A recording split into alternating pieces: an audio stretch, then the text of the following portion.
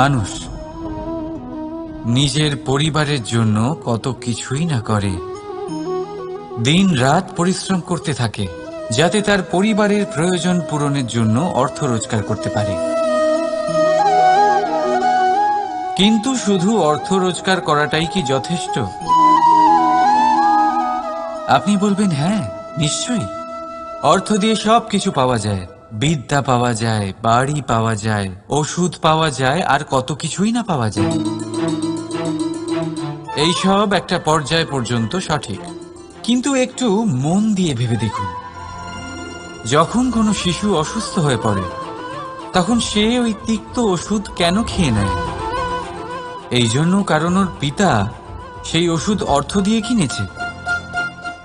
না, বরং এই জন্য কারণ তার পিতা যে তার সামনে দাঁড়িয়ে, তার ওপরে তার বিশ্বাস আছে। বিশ্বাস আছে যে উনি তার কিচ্ছু হতে দেবেন না। এই বিশ্বাস, এই সংস্কার, এই শিক্ষা কখনো অর্থ দিয়ে পাওয়া যায় না। এটা পাওয়া যায় সেই সময় থেকে যা মাতা পিতা তাদের সন্তানের সাথে কাটিয়েছেন। তাই জীবনে অর্থ অবশ্যই উপার্জন করুন, কিন্তু নিজের পরিবারকেও সময় দিন, আনন্দ পাবে। রাধা রাধা। বিরোধিতা এমন এক শব্দ যা শুনে আমরা সবাই ভয় পেতে থাকি। যদি কেউ আমাদের বিরোধিতা করে তা আমাদের সহ্য হয় না। আমরাও কারোর বিরোধিতা করে কোনো শত্রুতা করতে চাই না। এই ধরনের ভাবনা আমাদের মনে আসতেই থাকে। কিন্তু বিরোধিতা, এই শব্দ আপনার শান্তির জন্য, আপনার সুখের জন্য কতটা গুরুত্বপূর্ণ তা আপনারা জানেন না। তাই যদি কাল এসে কেউ আপনার বিরোধিতা করে, তখন সবার আগে নিজেকে যাচাই করুন। আপনি কি ভুল করেছেন? আপনার দোষ কি? নিজের মধ্যে কি ত্রুটি আছে সেটা বোঝার চেষ্টা করুন, নিজেকে সংশোধন করার চেষ্টা করুন, তারপর দেখুন বিরোধিতার এই আগুন আপনাকে স্বর্ণ থেকে কুন্দন বানিয়ে তুলবে। বলা হয় এই সংসারে খারাপ বেড়েই চলেছে, কিন্তু তার কারণ এ নয় যে খারাপ মানুষ বেড়ে চলেছে। তার কারণ হলো যে ভালো মানুষ, যাদের ভালো চিন্তা, ভালো বিচারধারা আছে, তারা খারাপের বিরোধিতা করতে পারে না। যদি আপনার সম্মুখে কোনো খারাপ কর্ম হয়, তাহলে তার বিরোধিতা করতে সংকোচ করবেন না, কারণ বিরোধিতার এই আগুন মন্দকে পিছুপা হতে অবশ্যই বাধ্য করে। রাধা রাধা। জীবনে আপনি এরকম মানুষও দেখবেন যারা এটা বলে, ভাবে, নিজেকেও বলে যে উনি সেই এমন ব্যক্তি যার মতো আমি হতে চাই। ঠিক আছে, কারোর থেকে প্রেরণা নেওয়াটা কোনো ভুল নয়, কিন্তু কখনো কখনো এই প্রেরণা গুরুত্বহীন হয়ে যায়, আর আমরা শুরু করে দিই সেই ব্যক্তিকে নকল করতে। এখানেই থেমে যায় আমাদের উন্নতি। এবারে দেখুন, সংসারে শত কোটি রঙের ফুল আছে, কিন্তু তারা কখনো একে অপরকে নকল করে না। নকল করে না তাদের রং, নকল করে না তাদের সুগন্ধ। তাহলে আমরা করি কেন? প্রতিটা ব্যক্তির মধ্যে কোনো না কোনো প্রতিভা অবশ্যই থাকে, যা ফুটিয়ে তোলার সঠিক সময়ও আমাদের কাছে থাকে। কিন্তু সেই মানুষ সেই প্রতিভা নির্মাণ করার পরিবর্তে সময় নষ্ট করে অন্য কারোর মতো হওয়ার জন্য, কাউকে নকল করার জন্য। এটা করবেন না। সময়কে ব্যবহার করুন নিজের অস্তিত্ব নির্মাণ করার জন্য, কারণ কারোর ছায়া হওয়ার থেকে ভালো আপনি কারোর জন্য প্রেরণা হয়ে উঠুন। রাধা রাধা। আমরা সকলে পাথুরে রাস্তা এড়িয়ে চলি, কারণ এই পথের পাথর আমাদের যাত্রা আরো কঠিন করে তোলে, আমাদের পা আহত করে দেয়। কিন্তু একটা গুরুত্বপূর্ণ কথা আমরা ভুলেই যাই, এই কঠিন পথই না শুধু আমাদেরকে নিজেদের দুর্বলতার সাথে পরিচয় করায়, বরং আমাদের শক্ত হওয়ার প্রেরণাও দিতে থাকে।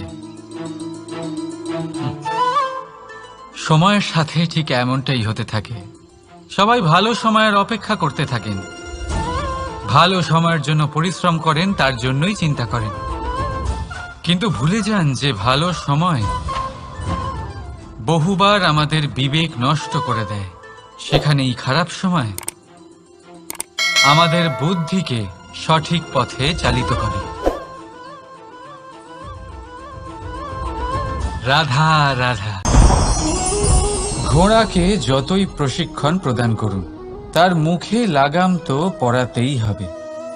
একজন ভালো চালক সেই ঘোড়ার লাগাম মাঝে মাঝে টেনে ধরে, তাকে সঠিক পথে চালিত করতে, যাতে সেই ঘোড়া দিগ্ভ্রান্ত না হয়। এবার একটু ভাবুন, ঠিক এরকমই হয় আমাদের মন। যদি এটা বিবেকের লাগাম দিয়ে মাঝে মাঝে আমরা টেনে না ধরি, তাহলে আমাদের এই মন দিগ্ভ্রান্ত হতে পারে। আর যদি আপনি আপনার লক্ষ্যে পৌঁছতে চান, তখন মনের এই লাগাম মাঝে মাঝে আপনাকে অবশ্যই টেনে ধরতে হবে, কারণ বিবেকের এই পথ প্রদর্শনই আপনাকে ভালোভাবে আপনার লক্ষ্যে পৌঁছে দেবে। মনে রাখবেন, আর আমার সাথে ভালোবেসে বলবেন, রাধা রাধা। আপনি কখনো জাঁতাকল দেখেছেন? তাতে গম পেশা হয়। গমকে এমনভাবে পেশা হয় যাতে আমরা তা খেতে পারি, জীবিত থাকতে পারি। আর যদি আপনি মন দিয়ে দেখেন, তাহলে কলের নিচের অংশ কখনো ঘোরে না, শুধুমাত্র উপরের অংশই ঘোরে। আর তবেই তা গম পিষতে পারে, আর তবেই রুটি তৈরি হতে পারে। কিন্তু ভেবে দেখুন, যদি কলের দুটো অংশই ঘুরতে থাকে, তাহলে কি হবে? তা গম পেশার বদলে একে অপরকে পিষে নিজেদের অস্তিত্ব শেষ করে দেবে। তাই জীবনে কোনো কাজ যখন মন আর মস্তিষ্ক মিশিয়ে করা হয়, তখনই তা সম্পন্ন হয়। কিন্তু যখন বিষয় হলো ভক্তির, তখন মস্তিষ্কের যুক্তির মৌন থাকা প্রয়োজন। আর যখন বিষয় হলো কর্ম আর ন্যায়ের, তখন মনের আবেগের মৌন থাকা প্রয়োজন। তাই মন আর মস্তিষ্কের এই সম্মিলনে সতর্ক থাকবেন। একসাথে অবশ্যই চলবে, কিন্তু একে অপরের বাধা যেন না হয়ে দাঁড়ায়। রাধা রাধা। আমি একটা এমন শব্দ যার অনেকগুলি মানে হয়, যার আসল অর্থ হল অহং। যদি আপনি কথা বলেন সৃষ্টির নির্মাণ নিয়ে, তাহলে আমি ব্রহ্মদেব হয়ে সৃষ্টির নির্মাণ করবে।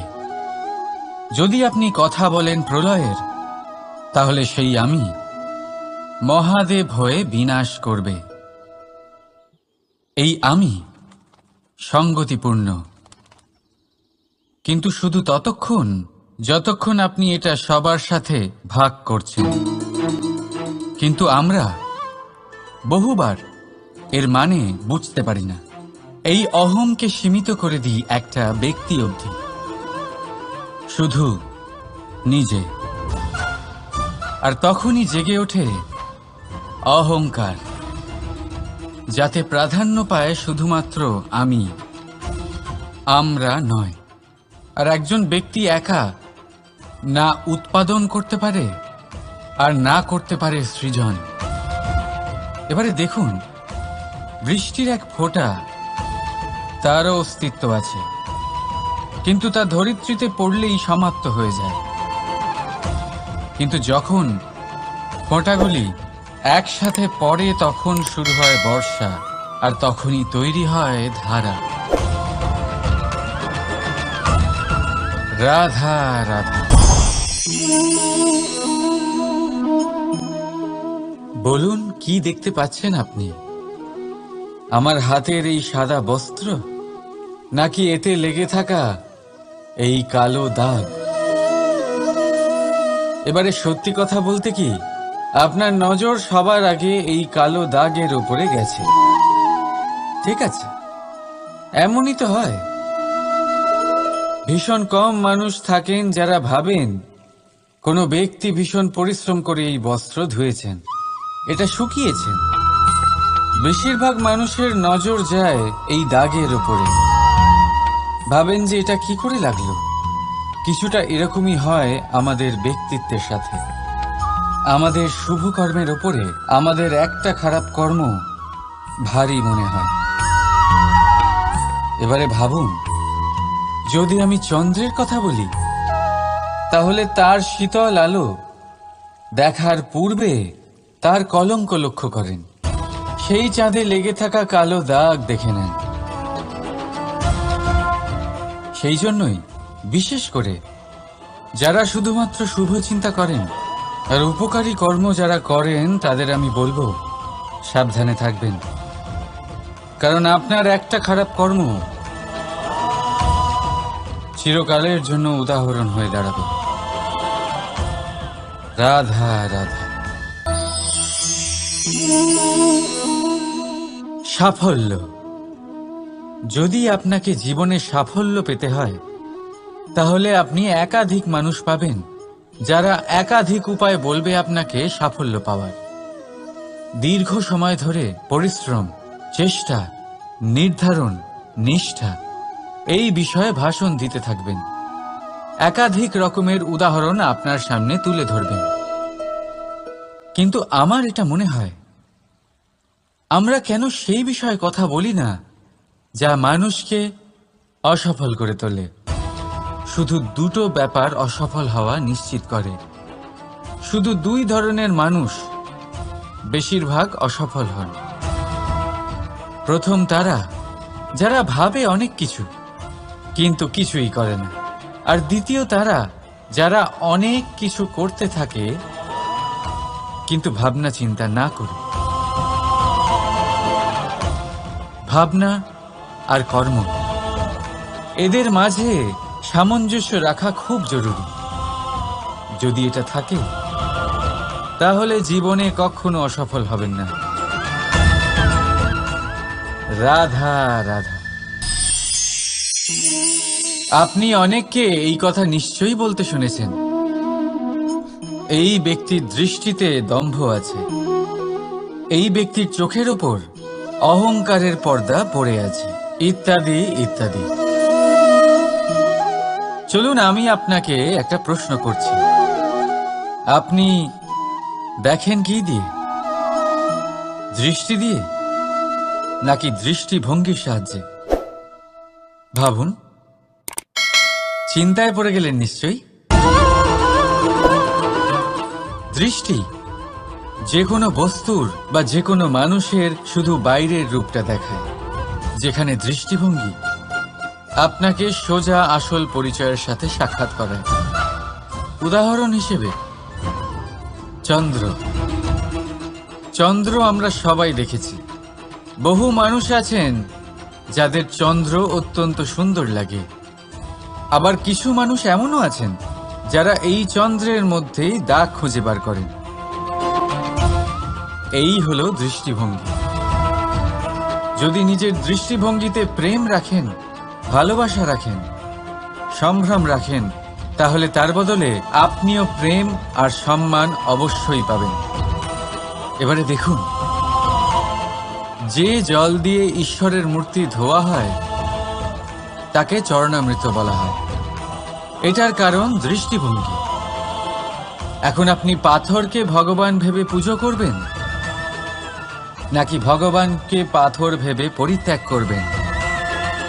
সিদ্ধান্ত আপনার। কিন্তু এই সিদ্ধান্ত নির্ভর করে আপনার দৃষ্টিভঙ্গির ওপর। তাই নিজের দৃষ্টিভঙ্গি শুভ রাখুন, নিজের দৃষ্টিভঙ্গিতে ভালোবাসা রাখুন, আর আনন্দে বলুন রাধা রাধা। বড় বড় রাজমহলের বড় বড় ইমারতের চূড়া কত সুন্দর হয়, কিন্তু আপনি কি কখনো এই বিষয়ে ভেবেছেন যে এই সুন্দর চূড়ায় পৌঁছতে গেলে আপনাকে পৃথিবীতে পা ফেলতেই হবে? সেই সুন্দর চূড়ায় পৌঁছে দীপ্তি পাওয়ার জন্য আপনাকে একটা কঠিন পথ অবলম্বন করতেই হবে। যদি আপনি কোনো কঠিন পথে না গিয়ে এই পৃথিবীর সাহায্য ছাড়াই শুধু উচ্চতার দিকে অগ্রসর হতে থাকেন, তাহলে সর্বদা অসফল হবেন। সেই জন্য নিজের স্বপ্ন পূরণের এই যাত্রাতে নিজের পথ কখনোই হারাবেন না, নিজের পথ থেকে সরবেন না। যদি এমন করেন তাহলে তো আপনার স্বপ্ন পূরণ হবেই না, তার সাথে আপনি নিজের পথও হারাবেন। রাধা রাধা। কৌতুক অর্থাৎ হাসি, এটা জীবনে কতটা গুরুত্বপূর্ণ। আমরা সর্বদাই হাসতে চাই, আমরা সর্বদা অন্যের মুখে এই হাসি দেখতে চাই। কিন্তু এই কৌতুক অনেক প্রকারের হয়, আর এই কৌতুকের ভিত্তি কি সেটাও খুব গুরুত্বপূর্ণ। কৌতুক কেবল তখনই পাবেন যখন তা শুদ্ধ মন থেকে আসবে। কৌতুক তখনই পাবেন যখন তা সামনের জনকেও হাসিয়ে তার কষ্ট হরণ করবে। এবারে যদি কৌতুক হিংসার থেকে বেরোয়, তখন তা কটাক্ষ হয়ে যায়, সামনের মানুষের মনে আঘাত করে। তারপরে সে তৈরি থাকে যে কখন আপনার উপরে আবার প্রহার করতে পারবে। তাই যদি হাস্য কাউকে ছোট করার জন্য হয়, তা হাস্য নয়, উপহাস হয়ে যায়। আর তা সামনের জনকে আনন্দ নয়, শুধু অপমান দেবে। আর অপমানিত ব্যক্তির মন তিক্ত হয়ে থাকে। তাই মনে রাখবেন যে এই কৌতুক যেন কৌতুকই থাকে, তা উপহাস বা কটাক্ষ না হয়ে যায়। রাধা রাধা। মানুষ এই শব্দের সূচনা হয় মন থেকে, আর সেই জন্যই হয়তো আমাদের এই মন এতটা গুরুত্বপূর্ণ। এবারে দেখুন না, আমাদের মনই সবকিছু চালনা করে। মনই সেই যে কল্পনা করে, মনই সেই যা কল্পনাকে বাস্তবে পরিণত করার জন্য পরিশ্রম করতে আমাদের প্রেরণা যোগায়। মনই সেই যা লোভের জালে জড়িয়ে পড়ে। মনই সেই যা অভিমানের পর্দা দিয়ে ঢেকে যায়। আর এই মনই সেই যা আপনাকে বিনাশের দিকে টেনে নিয়ে যেতে পারে। কিন্তু যদি তা পরোপকার করার ইন্ধন পায়, তাহলে এমন কোনো মহান কাজ নেই যা আপনি করতে পারবেন না। কিন্তু এই মন কি? এটা বোঝানো যায় দুটো শব্দের মাধ্যমে, দুটো সহজ শব্দ। প্রথম, একজন কুশল সেবক। দ্বিতীয়, একজন সংকটপ্রবণ মালিক। যদি আপনার এই মন আপনার নিয়ন্ত্রণে থাকে, তাহলে সে হলো আপনার সেবক। তাই আপনার অস্তিত্ব আছে। কিন্তু যদি আপনার মন আপনার কর্মের ওপরে নিয়ন্ত্রণ করে, তাহলে এই মন আপনার মালিক, আর তখন আপনার বিনাশ নিশ্চিত। তাই নিজের এই মনকে নিয়ন্ত্রণে রাখুন, কিন্তু ভালোবেসে। আসুন আমার সাথে আনন্দে বলুন, রাধা রাধা। এই সূঁচ দেখতে পাচ্ছেন আপনি? এটা শুদ্ধ লোহা দিয়ে তৈরি, বস্ত্র সেলাই করার কাজে লাগে। অস্ত্রোপচারে কাজে লাগে। কিন্তু আপনি কি কখনো ভেবে দেখেছেন এই সূঁচ কিভাবে তৈরি হয়? লোহার এক বড় অংশকে পিটিয়ে পিটিয়ে টেনে টেনে তাকে পাতলা বানানো হয়। এরপরেই আমরা পেয়ে থাকি সূঁচ। ভাবুন, যদি লোহার টুকরোতে অনর্গল প্রহার করার ফলে একটা লোহার টুকরো সূঁচে পরিণত হয়, তাহলে আমাদের জীবনে অনর্গল চেষ্টা করার ফলে জীবনের সমস্ত অংশকে আমরা কত প্রভাবশালী কাজে পরিণত করতে পারি।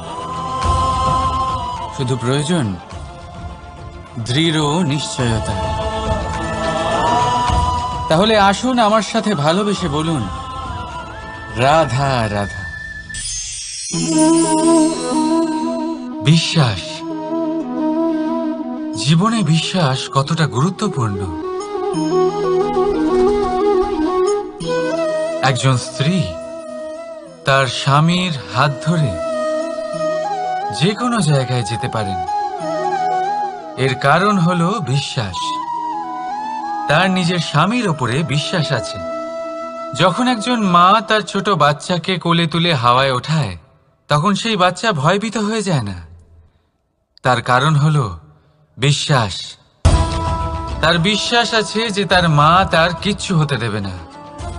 এক বৈদ্যের দেওয়া ঔষধ সন্তান কিছু না বুঝে শুনেই খেয়ে ফেলে।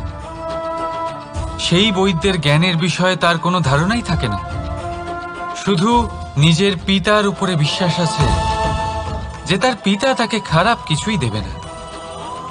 যখন এই সংসারের প্রতিটা বন্ধন বিশ্বাসের উপরে দাঁড়িয়ে আছে, তাহলে কেন এই বিশ্বাসকে আমরা জীবনে আনতে পারি না?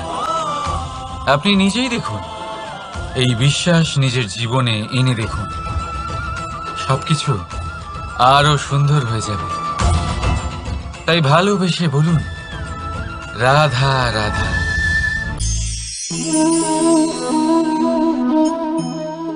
অহংকার, এই শব্দটা সবাই শুনেছেন। বহু মানুষকে আপনি এটা বলতে শুনেছেন যে ওই ব্যক্তির অহংকার আছে, ওই মানুষটির ক্ষমতার অহংকার আছে, ওই ব্যক্তির নিজের রূপ নিয়ে অহংকার আছে, ওই ব্যক্তির নিজের অর্থের অহংকার আছে, ইত্যাদি ইত্যাদি। কিন্তু এই অহংকার, এর অস্তিত্ব হয় কি করে? এবারে একবার এই হাতটা দেখুন। যদি এই হাতের 5 আঙ্গুল উঠে দাঁড়ায়, আশীর্বাদ।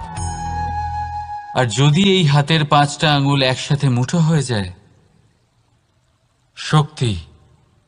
সংকটের বিরুদ্ধে ঢাল। কিন্তু